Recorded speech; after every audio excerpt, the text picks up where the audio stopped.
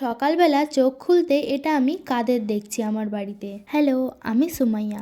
আজকে মেবি সূর্য উঠেছিল উত্তর দিক দিয়ে, কারণ আজকে সকালবেলা এই মহিলা মিত্রগণ আমাদের বাড়িতে এসেছিল।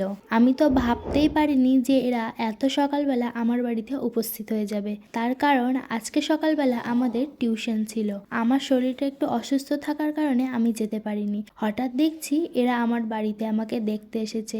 উফ, কি যে ভালো লাগা একটা কাজ করে আমি বলে বোঝাতে পারবো না। সত্যি এইভাবে আমার বন্ধুদের আমার বাড়িতে নিয়ে আসতে পারলে আমি অনেক খুশি।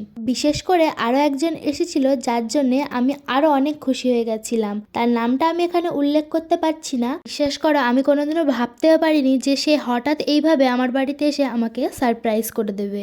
আরো একজন ছিল, তাকেও অনেকবার বলার পরে সে আমার বাড়িতে প্রথম এসেছিল, সাফিয়া। তাকে দেখেও অনেক খুশি হয়েছিলাম।